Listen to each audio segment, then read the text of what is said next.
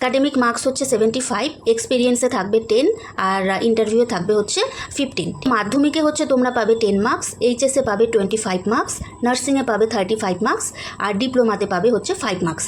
এই এক্সপিরিয়েন্সটা কবে থেকে কাউন্ট করা হবে এটাও তোমাদের মনে একটা কোশ্চেন নিশ্চয়ই আসবে। হাই ফ্রেন্ডস, ওয়েলকাম টু সাবমিম ব্লগস। আজকে আমরা ভিডিওতে আলোচনা করব WBHRB স্টাফ নার্স রিক্রুটমেন্টের মার্কস ক্যালকুলেশন নিয়ে। মানে তোমরা তোমাদের মার্কস কিভাবে ক্যালকুলেশন করে বুঝতে পারবে যে তোমরা এবছর সরকারি চাকরির জন্য কতটা এগিয়ে আছো। ঠিক আছে, দেখো একটু এখানে ছোট করে বলে দেই। মার্কস ক্যালকুলেশনটা হচ্ছে সেখানে 3 ভাগে করা হয়। একটা হচ্ছে একাডেমিক মার্কস থাকে, একটা হচ্ছে এক্সপিরিয়েন্স আর হচ্ছে ইন্টারভিউ। ঠিক আছে, তো একাডেমিক যে মার্কসটা মানে 75 যেটাতে থাকে, সেই একাডেমিক মার্কসটা ক্যালকুলেশন করার একটা হচ্ছে তোমার ফর্মুলা আছে। ঠিক আছে, সেই ফর্মুলাটা দিয়ে তোমরা নিজেরাই তোমাদের মার্কস বসিয়ে দেখতে পারবে যে কার কত মার্কস আসছে, মানে একাডেমিক মার্কস কার কত আসছে। ঠিক আছে, তো চলো ফ্রেন্ডস, ইন ডিটেলসে এখন আমরা সেটা তাহলে আলোচনা করি। তো ফ্রেন্ডস, এই দেখো আমি একটা চার্ট রেডি করেছি যেটাতে আমি তোমাদের অল ডিটেলস খুব ভালোভাবে বুঝিয়ে দেব। তো চলো তাহলে এখন শুরু করা যাক। তো দেখো এখানে আমি হেডিং দিয়েছি WBHRB staff nurse marks calculation 2024। ঠিক আছে, তো এখানে একাডেমিক মার্কস হচ্ছে 75, এক্সপিরিয়েন্সে থাকবে 10 আর ইন্টারভিউয়ে থাকবে হচ্ছে 15। ঠিক আছে, এই যে টোটাল 75, 10 আর 15 টোটাল হচ্ছে 100 মার্কসের মধ্যে তোমাদের এক্সাম হবে। ঠিক আছে, তো এবার একাডেমিক মার্কসে কি হয়, একাডেমিক মার্কসে হচ্ছে কি থাকে, মাধ্যমিক, উচ্চ মাধ্যমিক, নার্সিং আর হচ্ছে ডিপ্লোমা। ঠিক আছে, তো মাধ্যমিকে হচ্ছে তোমরা পাবে 10 মার্কস, এইচএসে পাবে 25 মার্কস, নার্সিংয়ে পাবে 35 মার্কস আর ডিপ্লোমাতে পাবে হচ্ছে 5 মার্কস। এই ডিপ্লোমা যেটা আছে, এই ডিপ্লোমাটা হচ্ছে নার্সিং কমপ্লিট করার পরে। ঠিক আছে, মানে তুমি জিএনএম বা বিএসসি যেই নার্সিংই করছো না কেন, কমপ্লিট করার পরে এক্সট্রাভাবে, ঠিক আছে, একটা ডিপ্লোমা নার্সিং বলে কোর্স করা যায়।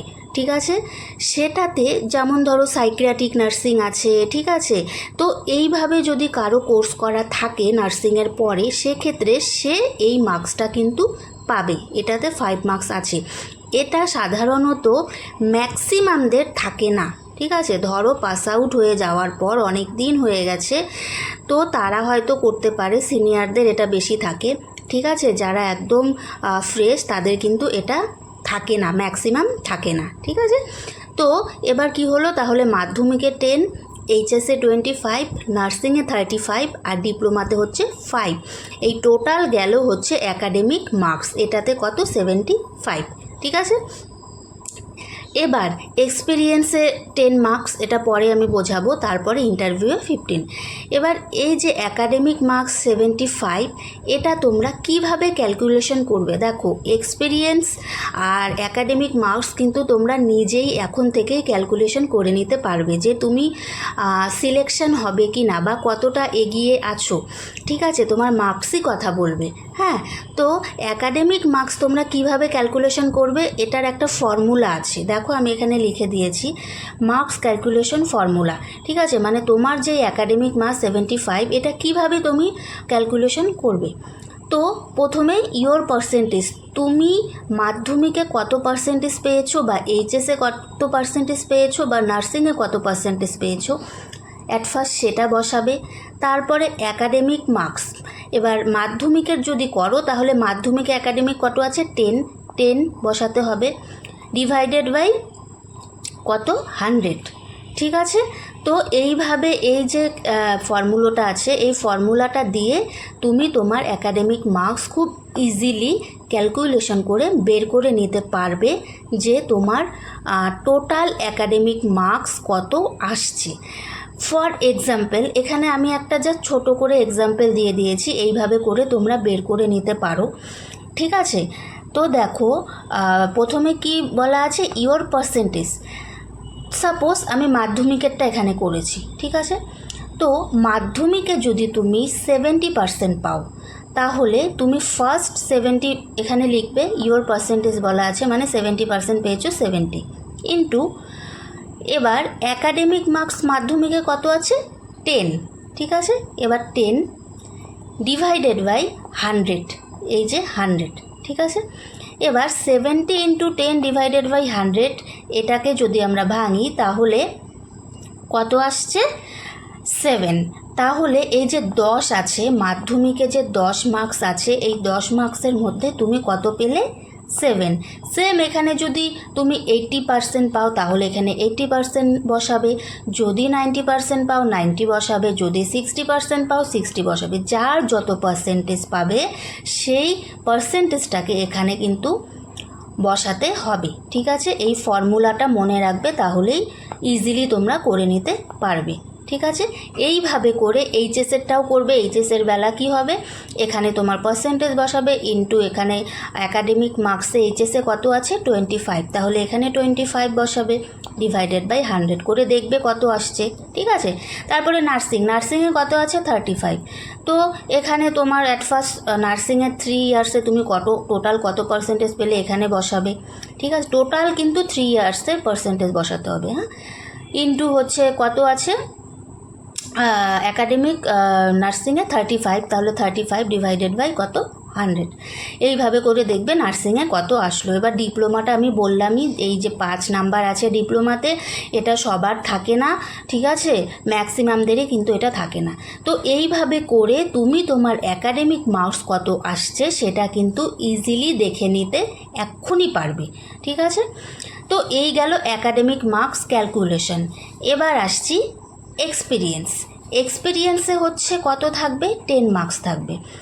এবার এই এক্সপিরিয়েন্সটা কবে থেকে কাউন্ট করা হবে? এক্সপিরিয়েন্স কিন্তু 1 বছর থেকে, মানে 12 মান্থ থেকেই কিন্তু কাউন্ট করা হবে। 12 মান্থের যদি একদিনও কম হয় তাহলেও কিন্তু সেটা কাউন্ট করা হবে না। সাপোজ ধরো তুমি কোনো নার্সিংহোমে কাজ করছো, সেখানে তোমার 12 মান্থ হতে আর 10 দিন বাকি আছে, সেক্ষেত্রেও কিন্তু কাউন্ট হবে না। তোমার 12 মাসই লাগবে, 1 ইয়ারই লাগবে। যদি তোমার হয় তাহলে তুমি 2 মার্কস পাবে 1 ইয়ারের ক্ষেত্রে, মানে 12 মান্থের ক্ষেত্রে 2 ইয়ার্স। যদি এটা তোমার 15 মান্থ হয় তবুও তুমি 2 মার্কসই পাবে, যদি 18 মান্থ তবুও 2 মার্কসই পাবে। যদি এটা 24 মান্থ হয়ে যায় তাহলে 2 ইয়ার্সের মধ্যে এটা চলে গেল, তাহলে তুমি সেক্ষেত্রে 2 ইয়ার্সে হচ্ছে 4 মার্কস, মানে এভরি 1 ইয়ার্সে 2 মার্কস। আর 1 ইয়ার্স যখনই তোমার যোগ হতে থাকবে, ধরো 1 ইয়ার্স প্লাস 1 ইয়ার্স 2 ইয়ার্স, তাহলে 2 ইয়ার্সে 4 মার্কস। যদি তোমার 3 ইয়ার্স হয় তাহলে হবে হচ্ছে তোমার 6 মার্কস। এইভাবে করে এক্সপিরিয়েন্সে থাকবে 10 মার্কস, ঠিক আছে।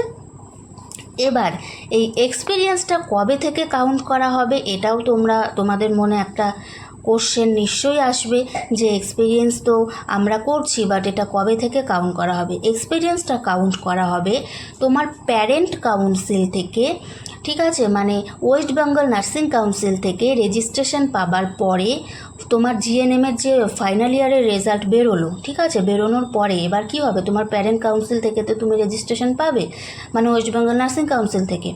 তারপরে তুমি ওয়েস্ট বেঙ্গলের মধ্যে যেই দিন কোনো নার্সিংহোমে জয়েন করছো সেই ডেট থেকে নিয়ে তোমার ফর্ম ফিল আপের লাস্ট ডেট অবধি যে টাইমটা আসছে সেই টাইমটা থেকে এক্সপিরিয়েন্স কাউন্ট করা হবে। বোঝাতে পারলাম? মানে তোমার জিএনএম 3 ইয়ার্সে পাস আউট হয়ে গেলে, পাস আউটের পরে তোমার প্যারেন্ট কাউন্সিল মানে WBNC, ঠিক আছে, সেখান থেকে রেজিস্ট্রেশন নাম্বার তুমি পেলে। তারপর ওয়েস্ট বেঙ্গল মাস্ট কিন্তু ওয়েস্ট বেঙ্গলই হতে হবে, আদার স্টেট হবে না। ওয়েস্ট বেঙ্গল থেকে ওয়েস্ট বেঙ্গলের মধ্যে তুমি যেই দিন থেকে প্রাইভেট বা ধরো কোনো গভর্নমেন্ট কন্ট্রাকচুয়াল যেখানেই তুমি জয়েন করলে সেই ডেট থেকে নিয়ে, ঠিক আছে, যেই দিন থেকে জয়েন করলে সেই ডেট থেকে নিয়ে ফর্ম ফিল আপের লাস্ট ডেট অবধি যেই সময়টা হবে সেই সময়টার কিন্তু এক্সপিরিয়েন্স কাউন্ট করা হবে, ঠিক আছে। এবার আসছি ইন্টারভিউ হচ্ছে টোটাল থাকে 15 মার্কস। এই যে 15 মার্কস এটা ডিপেন্ড করবে তুমি কেমন ইন্টারভিউ দিচ্ছ, হ্যাঁ, মানে তোমাকে যে কোশ্চেন্স করা হবে সেগুলো আনসার কিভাবে দিচ্ছ, তোমার ড্রেস আপ, তুমি কিভাবে তাদের সাথে কমিউনিকেশন করছো, ঠিক আছে, সব কিছুই সেখানে দেখা হয়। এই সব কিছুর ভিত্তিতে 15 মার্কস কিন্তু থাকে। তো চেষ্টা করবে ইন্টারভিউটা খুব ভালো করে দেবার। আর হ্যাঁ, এই ইন্টারভিউ নিয়ে স্পেশালি আমার নেক্সট ভিডিও একটা আসতে চলছে, যেখানে আমি ইন্টারভিউ নিয়ে ফুল ডিটেলস আলোচনা করব, কিভাবে যাবে, কি কি ড্রেস পরবে, ঠিক আছে, কেমন টাইপের ড্রেস পরে যেতে হবে, কিভাবে তাদের সাথে কথা বলবে, কেমন টাইপের কোশ্চেন হতে পারে, অল ডিটেলস নিয়ে আমি একটা ভিডিও খুব তাড়াতাড়ি দেবো, মানে নেক্সট ভিডিওই আসছে আমার সেটা, ঠিক আছে। তো ফ্রেন্ডস, এইভাবেই হচ্ছে তোমরা তোমাদের অ্যাকাডেমিক মার্কস খুব সুন্দরভাবে ক্যালকুলেশন করে বের করে নিয়ে দেখো যে তোমাদের কত আসছে আর তোমার এক্সপিরিয়েন্স কত আছে। এই দুটো তুমি এখনই দেখে নিতে পারো। আর বাকি থাকলো ইন্টারভিউ তুমি কেমন দিচ্ছ সেটার উপর ডিপেন্ড করবে, ঠিক আছে। তো ফ্রেন্ডস, এটাই ছিল আজকের ভিডিও। আশা করছি তোমাদের এই ভিডিওটা একটু হলেও হেল্প হবে। তো এখনই যাও আর সবাই গিয়ে তোমাদের দেখে নাও কার কত একাডেমিক স্কোর আসছে, ঠিক আছে। আর এখন তো পরপর ভিডিও আসতেই থাকবে। নেক্সট ভিডিও হচ্ছে ইন্টারভিউ ডিটেলস নিয়ে আমি পোস্ট করব, ঠিক আছে। তো আর যদি কারো কোনো কোয়ারি থাকে তাহলে আমাকে কমেন্ট সেকশনে অবশ্যই কমেন্ট করে জানিও। আর প্লিজ প্লিজ এই চ্যানেলটাকে লাইক শেয়ার সাবস্ক্রাইব করো, অনেক অনেক ভালোবাসা দাও। তো আজকের জন্য সবাইকে টাটা বাই বাই, সবাই ভালো থেকো, সুস্থ থেকো, টাটা।